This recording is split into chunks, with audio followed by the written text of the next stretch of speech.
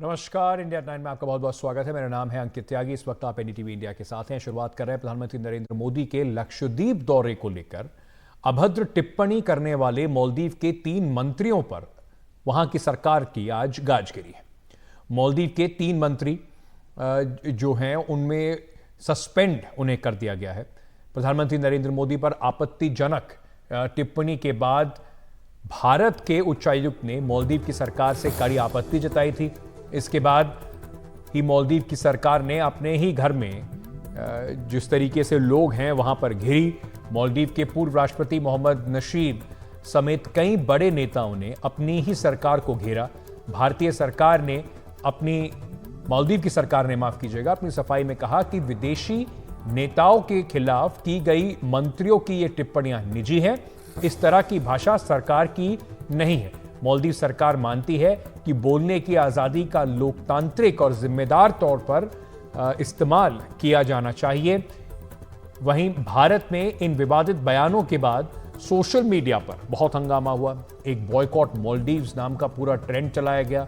कई लोगों ने कहा कि वो मालदीव्स जा रहे हैं, उन्होंने प्लान कैंसिल कर दिया है। सेलिब्रिटीज ने भी लक्षद्वीप में पर्यटन को बढ़ावा देने के लिए सरकार की कोशिशों का समर्थन किया।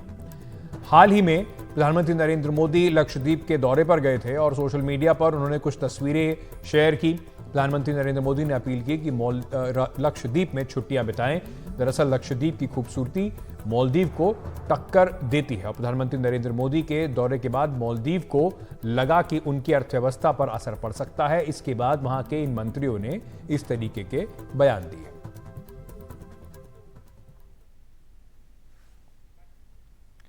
मालदीव में पूर्व राष्ट्रपति मोहम्मद नशीद ने ट्वीट करके मालदीव की मौजूदा सरकार को नसीहत दी और सरकार के ऊपर कुछ सवाल भी उठाए। उन्होंने कहा कि मालदीव की सरकार की मंत्री मरियम की जिस तरीके की घटिया भाषा है वो भी एक प्रमुख सहयोगी के नेता के लिए जो मालदीव की सुरक्षा और समृद्धि के लिए बहुत अहम है। मालदीव सरकार को ऐसी टिप्पणियों से खुद को दूर रखना चाहिए। देश के अंदर में कुछ ऐसे राजनीतिक लोग हैं जो इसका मजाक उड़ा रहे हैं, टिप्पणी कर रहे हैं। क्या भारत के प्रधानमंत्री भारत में जाए और किसी भाग के बारे में सबको जानकारी दे, ये क्या टिप्पणी योग्य है? वो भी एक नकारात्मक रूप से।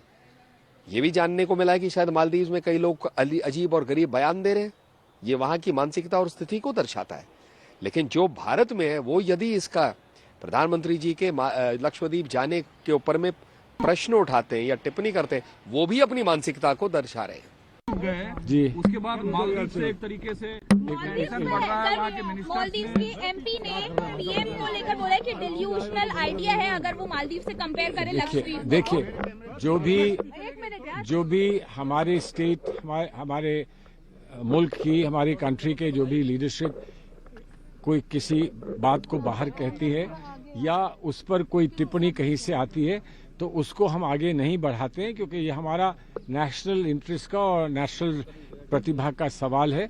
इस पर हम डिस्कशन नहीं करते। सर, इंडिया अगर अपने टूरिज्म साइट्स की बात करता है तो इस पर मालदीव को क्यों एतराज? नहीं, एतराज है कि नहीं, वो आगे बातचीत होगी। हर चीज बातचीत से, डायलॉग से सॉल्व होगी। इस मामले पर हमारे सहयोगी उमाशंकर सिंह ने एक रिपोर्ट भेजी है, आपको वो सुना दें। मालदीव की सरकार ने अपने उन 3 मंत्रियों को निलंबित कर दिया है जिन्होंने सोशल मीडिया पर भारत के प्रधानमंत्री नरेंद्र मोदी को लेकर अभद्र भाषा का प्रयोग किया था। मामला पीएम मोदी के लक्षद्वीप दौरे से जुड़ा है। उनकी लक्षद्वीप की तस्वीर सामने आने के बाद सोशल मीडिया पर इस बात की जबरदस्त चर्चा छिड़ी कि टूरिज्म के लिए लक्षद्वीप मालदीव का विकल्प हो सकता है। लेकिन मालदीव के कई मंत्रियों ने पीएम मोदी को लेकर ओछी टिप्पणी कर दी, जिसके बाद मामला तूल पकड़ गया। खबर के मुताबिक मालदीव में भारत के उच्चायुक्त मुनु महावार ने मालदीव की सरकार के साथ ये मुद्दा उठाया। इसके अलावा मालदीव की सरकार घरेलू मोर्चे पर भी घिर गई। मालदीव के पूर्व राष्ट्रपति मोहम्मद नशीद, इब्राहिम मोहम्मद सोलिह, यूएनजीए के प्रेसिडेंट रह चुके अब्दुल्ला शाहिद सहित मालदीव के कई बड़े नेताओं ने अपने देश की सरकार को घेरा। अभद्र भाषा इस्तेमाल करने वालों पर कार्रवाई की मांग की। चौतरफा दबाव पड़ता देख मालदीव विदेश मंत्रालय की तरफ से पहले एक बयान जारी किया गया, जिसमें इस तरह की टिप्पणियों को व्यक्तिगत टिप्पणी बताई गई और इसके बाद मालदीव सरकार के प्रवक्ता के हवाले से जानकारी आई कि यूथ एम्पावरमेंट और आर्ट की उपमंत्री मरियम श्यूना, मालशा और महजूम माजिद को निलंबित कर दिया गया है। राजनीति के साथ साथ इस फैसले के पीछे एक आर्थिक वजह भी है। मालदीव की अर्थव्यवस्था टूरिज्म पर आधारित है। मालदीव जाने वाले टूरिस्ट में बहुत बड़ी तादाद भारतीय सैलानियों की होती है। आंकड़ों के मुताबिक पिछले साल 13 दिसंबर तक मालदीव में जो 17,58,000 टूरिस्ट आए, इनमें सबसे बड़ी तादाद भारतीयों की रही। करीब 2,10,000 भारतीय सैलानी मालदीव गए। पीएम मोदी पर अभद्र टिप्पणी के बाद बड़ी तादाद में भारतीयों ने मालदीव की अपनी बुकिंग कैंसिल कराने की मुहिम छेड़ दी। ऐसे में मालदीव की अर्थव्यवस्था पर बुरा असर पड़ने की भी आशंका जताई जाने लगी। भारत की आपत्ति, मालदीव के बड़े नेताओं की तरफ से हुई आलोचना और टूरिज्म सेक्टर पर खराब असर की चिंता, इस तरह के दबावों के बीच मोइजू सरकार ने 3 मंत्रियों को निलंबित करने का फैसला किया। मरियम श्यूना तो राष्ट्रपति मोइजू की काफ़ी नज़दीकी सहयोगी मानी जाती हैं। मोइजू जब माले में मेयर थे तब ये उनकी प्रवक्ता हुआ करती थीं। उनको भी निलंबित कर दिया गया। मोइजू चीन समर्थक माने जाते हैं और उनका भारत विरोध जग जाहिर है। चुनाव कैंपेन के दौरान उन्होंने इंडिया आउट जैसा स्लोगन दिया और सत्ता में आते ही मालदीव में भारतीय सेना की जो छोटी सी मौजूदगी होती थी उसको खत्म करने का फरमान सुना दिया। अपने इस तरह के रुख के बाद भी उनके 3 मंत्रियों को निलंबित किया जाना बताता है कि सरकार के पास इसके अलावा कोई चारा नहीं रह गया था। वहीं मालदीव के मंत्रियों की इस टिप्पणी के बाद फिल्मी सितारों ने भी मालदीव में जाने का विरोध किया और लक्षद्वीप की तारीफ करते हुए ट्वीट किए। मशहूर अभिनेता अक्षय कुमार ने एक ट्वीट करके कहा कि मालदीव की अहम हस्तियां ने भारतीयों पर नस्लीय टिप्पणी की है। हैरानी की बात है कि ऐसा उस देश में हो रहा है जहां पर सबसे ज्यादा सैलानी भारत से जाते हैं। मैं कई बार मालदीव गया हूं और हमेशा वहां की तारीफ की है, लेकिन आत्मसम्मान सबसे पहले।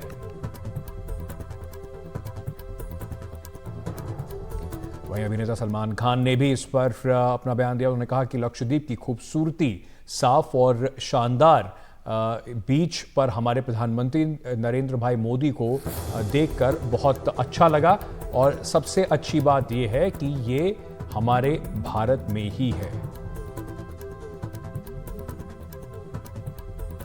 अभिनेत्री श्रद्धा कपूर ने भी इस पर अपनी स्टेटमेंट दिया, अपनी बात रखी। उन्होंने कहा कि ये तस्वीर और मीम्स देखकर मुझे लग रहा है कि मैं कहीं वहां जाने से चूक न जाऊं। लक्षद्वीप में बिल्कुल नए जैसे और निर्मल बीच हैं जो स्थानीय संस्कृति से समृद्ध हैं। ये छुट्टियों के लिए बुकिंग करने के बहुत करीब हूं। इस साल क्यों ना एक्सप्लोर इंडिया आइलैंड्स। चलिए, तो इसका असर क्या कुछ व्यापक पड़ने वाला है? क्या इसका असर और लंबा पड़ने वाला है?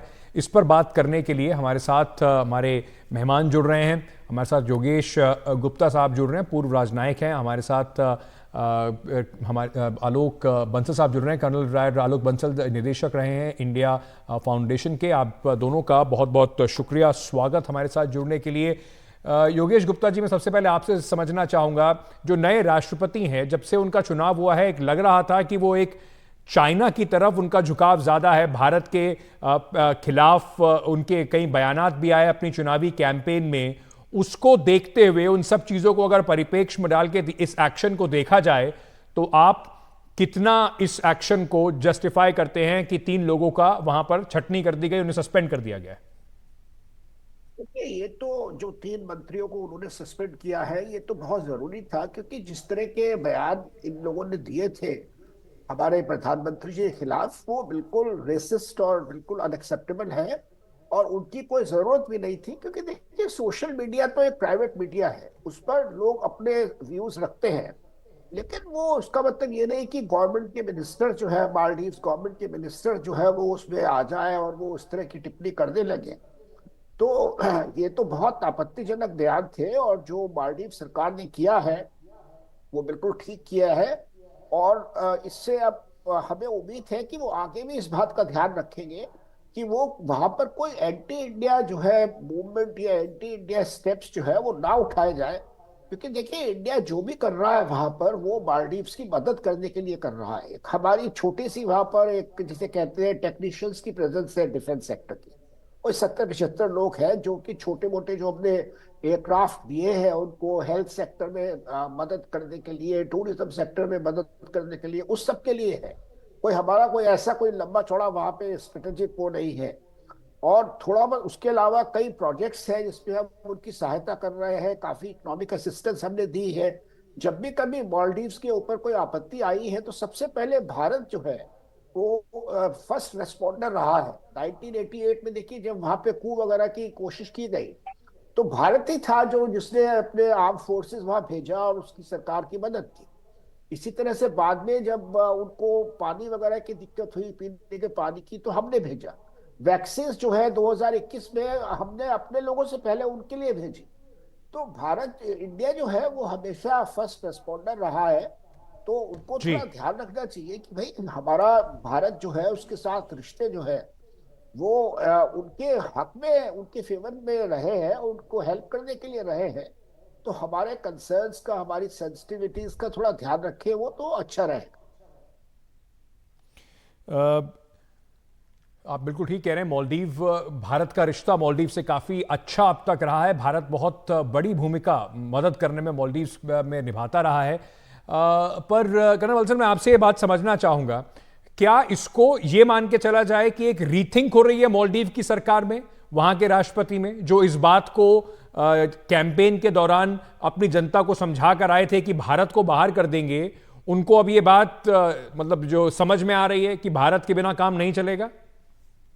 देखिए, जहां तक सवाल मालदीव्स का है, भारत उसका पड़ोसी देश है और सबसे महत्वपूर्ण देश है, दक्षिण एशिया का सबसे महत्वपूर्ण देश है।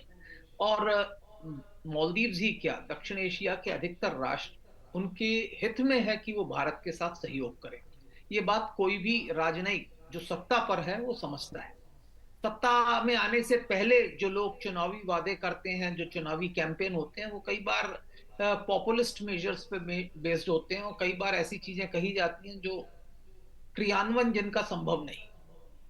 लेकिन लगता है कि जो मालदीव सरकार के ये 3 मंत्री थे जिनके खिलाफ अभी कार्रवाई की गई है, ये उन भावनाओं में बहकर उन्होंने इस तरीके की अभद्र टिप्पणियां की हैं कि जिसके बाद उनके खिलाफ कोई कार्रवाई करना आवश्यक हो। एक चीज हमें समझ लेनी चाहिए, जब ये राष्ट्रपति चुनकर भी आए थे तब भी एक बड़ी संख्या में मालदीव्स की जो जनसंख्या थी वो इनके विरोध में थी। मालदीव्स की जो पिछले 2-3 चुनाव हुए हैं उसमें आप देखेंगे कि जो जीत और हार के बीच का जो अंतर है वो बहुत ही कम रहा। और वहां पे एक बड़ी संख्या में ऐसे लोग हैं जो समझते हैं भारत का महत्व क्या है, भारत ने किस तरीके से मालदीव्स की समय समय पर सहायता की है। और जी, भौगोलिक दृष्टि से अगर मालदीव पे कोई संकट आता है तो सबसे पहले जो राष्ट्र मदद पहुंचा सकता है वो भारत ही है। अगर वो किसी अन्य राष्ट्र जो यहाँ से हजारों किलोमीटर और नॉटिकल माइल्स दूर हो उससे अपेक्षा करें कि वो उनकी मदद कर सके जब कोई प्राकृतिक संकट उनके ऊपर आए, तो ये मेरे ख्याल जी। से सही नहीं होगा। और ये बात जो भी समझदार लोग हैं मालदीव्स के अंदर वो समझते हैं। साथ ही साथ मालदीव्स की जो अर्थव्यवस्था है वो पर्यटन के ऊपर बेस्ड है। ये एक सर्विसेज इकोनॉमी, अगर आप देखें मालदीव्स की जो पर कैपिटा इनकम है वो दक्षिण एशिया में सबसे ज्यादा है। लेकिन ये जो पर कैपिटा इनकम है ये इसके कारण है क्योंकि वहां पे एक बहुत बड़ी संख्या में पर्यटक जाते हैं और उन बिल्कुल। पर्यटकों में एक बहुत बड़ी संख्या भारत से जाने वालों की। और जो लोग भारत से नहीं जाते उनमें भी काफी ऐसी संख्या के लोग हैं जो भारत होके जाते हैं, भारत के माध्यम से जाते हैं। तो अगर भारत में मालदीव्स के खिलाफ कैंपेन चलता है तो ये मालदीव्स के लिए बहुत ही समस्या वाली स्थिति हो सकती है। और ये बात बिल्कुल। राष्ट्रपति मोइजू समझते हैं और इसी कारण उन्होंने कार्रवाई की।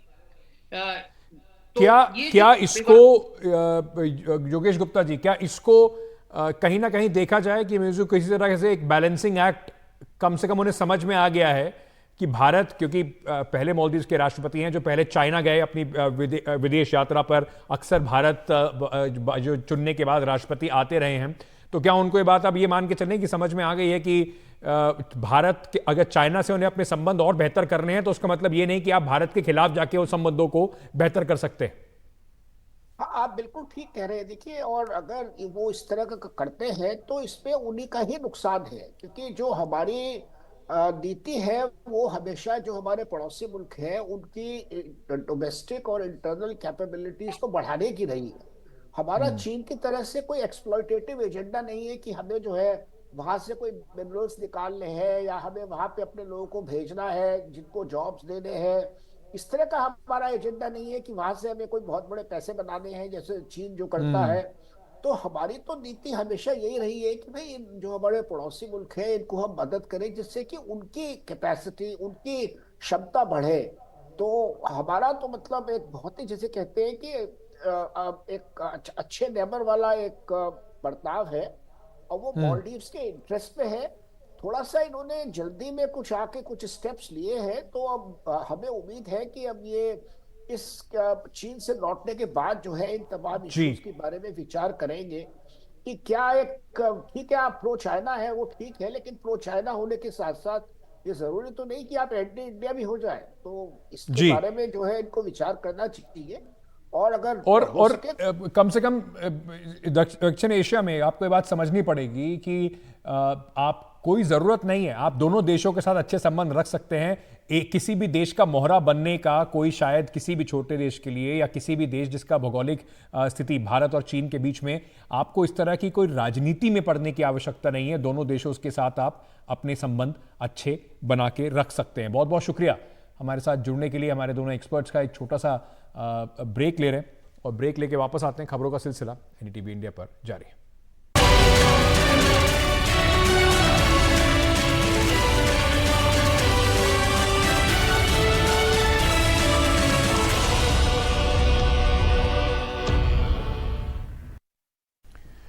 लोकसभा चुनाव की हलचल हर तरफ तेज हो रही है। इंडिया गठबंधन में भी सीट शेयरिंग को लेकर, बंटवारे को लेकर कांग्रेस की कोशिशें अब तेज दिखाई पड़ रही हैं। इसी को लेकर सोमवार को दिल्ली में कांग्रेस और आम आदमी पार्टी के नेताओं के बीच में अहम बैठक होने वाली है। आम आदमी पार्टी की ओर से सांसद संदीप पाठक, मंत्री आतिशी और सौरभ भारद्वाज बैठक में शामिल होंगे। दिल्ली और पंजाब में कांग्रेस का आम आदमी पार्टी के साथ तालमेल अभी तक नहीं बैठ पा रहा है। कांग्रेस की दिल्ली और पंजाब की यूनिट आम आदमी पार्टी के साथ गठबंधन का विरोध कर रही हैं। इस बीच देखना अब यह बहुत जरूरी होगा कि किस तरीके से दोनों पार्टियां अपना तालमेल बैठा पाती हैं।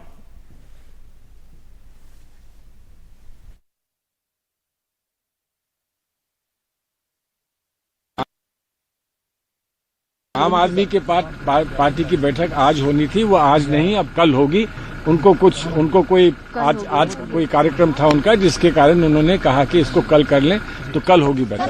पार्टी ने तो अपनी एक सीट अनाउंस भी कर दी है भरूच से। हम इस पर हम किसी भी अनाउंसमेंट पर नहीं जा रहे हैं। हम सिर्फ जो हमारे सामने हम लोग बैठ के बात करेंगे उस बात पर हम टिप्पणी करेंगे। सीट शेयरिंग पर अच्छी बातचीत चारों तरफ जारी है। कल कितने बजे बैठक है? कल बैठक कितने बजे है? कल 12 बजे के बाद। तो ये एक एक करके अब जो कांग्रेस पार्टी है वो कोशिश कर रही है कि तेजी से गठबंधन जो है कहां पर कितनी सीटें किसको देनी है इसकी राह कम से कम खुले, क्योंकि एक तरफ भारतीय जनता पार्टी की लगातार कैंपेन चल रही है। नवंबर से हम देख रहे हैं कि किस तरीके से ग्राउंड पर काम शुरू हो चुका है। वहीं इंडिया गठबंधन में कई सारे घटक दल इस बात से कांग्रेस से नाराज हैं कि सीट शेयरिंग को लेकर अभी तक कांग्रेस ने वो तेजी और वो मुस्तैदी नहीं दिखाई है। इसको कहीं ना कहीं अब कांग्रेस इस बात को आगे रखने की कोशिश कर रही है। जल्द से जल्द बातें यही बताई जा रही हैं कि 15 तारीख से पहले ये कम से कम समझौते जो हैं वो हो जाएंगे। लेकिन ये एक बड़ी अहम बात होगी ये सोचना और समझना कि किस तरीके से पंजाब में और दिल्ली में आम आदमी पार्टी और कांग्रेस का कोई ना कोई समझौता है वो हो पाता है या नहीं। हमारे साथ इस पर चर्चा करने के लिए इस वक्त विनोद अग्निहोत्री जी जुड़ रहे हैं, कंसल्टिंग एडिटर हैं अमर उजाला के। सर बहुत बहुत शुक्रिया हमारे साथ जुड़ने के लिए। सबसे पहले मैं आपसे यही पूछना चाहूंगा कि क्या दिल्ली और पंजाब को लेकर जितनी ये बातें चल रही हैं, आम आदमी पार्टी और कांग्रेस अगर साथ नहीं आते हैं तो क्या होगा? क्या ये इतना आसान होगा दोनों पार्टियों के लिए? कांग्रेस की यूनिट कह रही है हमें बात नहीं करनी है, कहीं ना कहीं जो सेंट्रल है पार्टी की जो लीडरशिप है वो दिखती है कि वो बातचीत करने में इंटरेस्टेड है। अरविंद केजरीवाल भी आजकल थोड़े नरम दिख रहे हैं, तो आपको लगता है कि आसानी से बात बन जाएगी? देखिए अंकित जी, ये दौर मैं उत्तर प्रदेश और बिहार की राजनीति में भी देख चुका हूं। 1990 के बाद से जब कांग्रेस का की सेंट्रल लीडरशिप मुलायम सिंह यादव और लालू यादव के साथ समझौते करती थी और वहां के राज्य की इकाइयां विरोध करती थी, और होता वही था, हुआ वही था जो केंद्रीय नेतृत्व ने चाहा, और इस बार भी जो केंद्रीय नेतृत्व चाहेगा होगा वही। लोकल यूनिट इसलिए विरोध करती है, वो विरोध करने के लिए करती है विरोध, क्योंकि अगर वो विरोध नहीं करेगी तो अपने कार्यकर्ताओं को क्या जवाब देगी। अभी तो ये विरोध करेंगे, कहेंगे कार्यकर्ताओं से भाई हमने तो अपनी तरफ से आवाज उठाई, लेकिन केंद्रीय नेतृत्व का फैसला है इसलिए हम सब स्वीकार कर रहे हैं। और वो अपनी एक अलग आइडेंटिटी भी बनाए रखना चाहते हैं लोकल नेता, इसलिए भी विरोध करते हैं। उनको अपनी पार्टी का विस्तार भी करना होता है, पार्टी के कार्यकर्ताओं के बीच में जाना होता है। लेकिन जिस तरह की परिस्थितियां हैं और जिस तरह इंडिया गठबंधन में आम आदमी पार्टी शामिल हुई है, तो जिस दिन शामिल हुई थी आम आदमी पार्टी इंडिया गठबंधन से, उसी दिन से ये स्पष्ट था कि दिल्ली और पंजाब में सीटों का बंटवारा होगा। अब सीटों के बंटवारे में दिक्कत तो आएगी निश्चित रूप से, दिल्ली में कम दिक्कत आएगी, पंजाब में ज्यादा दिक्कत आएगी। दिल्ली में इसलिए कम दिक्कत आएगी कि दिल्ली में आम आदमी पार्टी की सरकार लगातार तीसरी बार बनी है, 2013 से लेकर के 2015 और 2020 में, और अच्छे बहुमत से है। हालांकि 2019 के लोकसभा चुनाव में, 2014 में आम आदमी पार्टी की लोकसभा चुनाव में उसने बड़ा अच्छा प्रदर्शन किया था, कांग्रेस से भी बेहतर प्रदर्शन किया, लेकिन 2019 के लोकसभा चुनाव में कांग्रेस का प्रदर्शन ज्यादा बेहतर था आम आदमी पार्टी से। इसके बावजूद मुझे लगता है दिल्ली में शायद 4 और 3 सीटों को लेकर के कुछ बातचीत बन सकती है, क्योंकि आम आदमी पार्टी 5 और 2 पर शायद तैयार कोशिश करे, लेकिन कांग्रेस चाहेगी 3 सीटें। अब क्या होता है ये बाद में पता लगेगा, रस्साकसी होगी सीटों को लेकर। लेकिन पंजाब में एक समस्या है, पंजाब में अंकित की समस्या ये है कि पंजाब में कांग्रेस ने 13 में से 9 सीटें जीती थी 2019 में, और आम आदमी पार्टी की एक सीट थी जो भगवंत मान ने, संगरूर की सीट थी, बाद में भगवंत मान जब मुख्यमंत्री बने तो वो सीट आम आदमी पार्टी हार गई। जालंधर का उपचुनाव हुआ जो आम आदमी पार्टी ने सीट जीती, और पंजाब को लेकर रस्साकशी काफी तेज है, क्योंकि प्रताप सिंह बाजवा जो पंजाब इकाई के अध्यक्ष हैं वो बिल्कुल खिलाफ है कि समझौता नहीं करना है। जिस तरह पंजाब में अभी सुखपाल सिंह खैरा पर जिस तरह दोबारा मुकदमा दर्ज कर दिया गया और उनकी गिरफ्तारी हो गई, ये सारे मुद्दे ऐसे हैं जिनको सुलझाना पड़ेगा दोनों पार्टियों के। तो विनोद जी, मैं अगर आपसे ये कहूं कि क्या ये फॉर्मूला नहीं हो सकता है, मतलब ये क्या पॉसिबल है कि पंजाब में, देखिए क्योंकि पंजाब में इस समय पक्ष और विपक्ष कांग्रेस और आम आदमी पार्टी है प्रमुख तौर पर, अगर अकाली और बीजेपी साथ आते हैं तो कई जगह पर त्रिकोणीय मुकाबला हो सकता है, पर अभी के हिसाब से अगर देखा जाए तो प्रमुख तौर पर आम आदमी पार्टी वर्सेस कांग्रेस की स्थिति बनती है। तो जैसा केरला में बात चल रही है कि भाई आपस में लड़ लीजिए, कोई बात नहीं, बाकी जगह पर देख लेंगे, क्या वैसा पंजाब और दिल्ली में हो सकता है? दिल्ली में समझौता, पंजाब में हम दोनों एक दूसरे के खिलाफ लड़ लेते हैं। देखिए ये हो सकता है, दिल्ली में तो समझौता करना इसलिए पड़ेगा क्योंकि यहाँ बीजेपी बहुत मजबूत स्थिति में है, उसके 7 के 7 सांसद बीजेपी जीती हुई है लगातार 2014 और 2019 में, और अगर आम आदमी पार्टी और कांग्रेस अलग अलग लड़ती है तो निश्चित रूप से बीजेपी के लिए बहुत आसान होगा 7 की 7 सीटें जीतना। मिलकर लड़ती है तो चुनौती होगी बीजेपी के लिए भी, क्योंकि आम आदमी पार्टी और कांग्रेस का जनाधार लगभग एक ही है वही। पंजाब में ये आप जो कह रहे हैं, मुझे भी लगता है केरल फार्मूला चलाया जा सकता है कि भाई जैसे केरल में 20 की 20 सीटें हैं, उनमें लेफ्ट वर्सेस कांग्रेस का ही लड़ाई होगी, और जो भी जीतेगा वो सब इंडिया गठबंधन के खाते में आएगा, ऐसा लगता है, क्योंकि वहां बीजेपी है नहीं। पंजाब में भी ये एक स्थिति बन सकती है कि चलिए ठीक है, कुछ सीटों पर समझौता कर लें, कुछ हम मिलकर लड़ लें, अलग अलग लड़ लें, या सारी अलग अलग लड़ लें। अब ये क्या एक रूप बनता है देखना पड़ेगा, लेकिन पंजाब में मुमकिन है ये केरल फार्मूला चल जाए। लेकिन ये जरूर है कि इस तरह के फार्मूले से गठबंधन की साख पर असर पड़ता है, और विपक्ष को, विरोधी दल को मौका मिलता है कहने का कि भाई काहे का गठबंधन है, कहीं तो आप अलग अलग लड़ रहे हो एक दूसरे के खिलाफ और कहीं आप मिलकर लड़ रहे हो, तो ये सब चीजें तो है। केरल का देखिए, केरल बहुत दूर है, सुदूर है, बिल्कुल दूर दक्षिण में है, वहां की राजनीति का मुख्य देश की राजनीति पर बहुत कम असर पड़ता है, उसका उतना ज्यादा प्रभाव नहीं पड़ता। लेकिन पंजाब बिल्कुल उत्तर भारत का एक, उत्तर पश्चिम भारत का एक बड़ा हिस्सा है पंजाब, पश्चिमोत्तर भारत का, तो वहां जो है उस राजनीति का असर दिल्ली हरियाणा इधर भी पड़ेगा। सबसे जरूरी बात आपने यही बोली, दिल्ली और हरियाणा में भी पड़ेगा। हरियाणा में भी आम आदमी पार्टी सपने संजोए बैठी है कि इस बार अच्छा प्रदर्शन करेगी 2024 के विधानसभा चुनाव में, तो क्या वहां पर भी अब कुछ सीट मांगी जाएगी? गुजरात में आज अरविंद केजरीवाल एक कैंडिडेट अनाउंस कराए हैं। ये सारी बड़ी महत्वपूर्ण बातें हैं।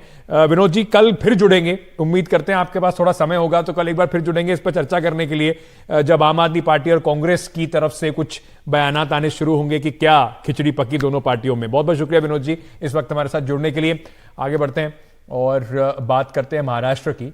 महाराष्ट्र के उप मुख्यमंत्री अजीत पवार ने बिना नाम लिए एक बार फिर से अपने चाचा और एनसीपी अध्यक्ष शरद पवार पर हमला बोला है।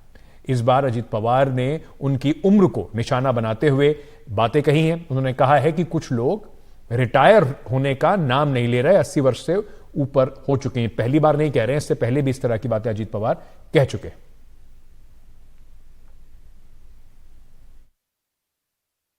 काही वयाच्या नंतर थांबायचं असतं, हा वर्षानुवर्ष चालत आलेली ती परंपरा आहे, परंतु काही काही जण ऐकायला तयार नाही, हट्टीपणा करता।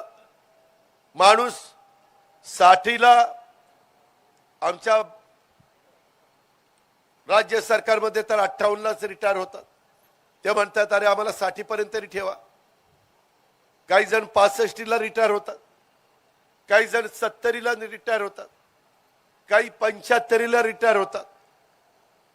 80 झालं तरी माणूस रिटायर होणार, 84 झालं तरी तुम्ही थांबणार। काय चाललंय काय? अरे आम्ही आहे ना करायला, आम्ही कुठं चुकलो तर सांगा ना आम्हाला। त्याच्यामध्ये आमच्यामध्ये तेवढी धमक आणि ताकद आहे।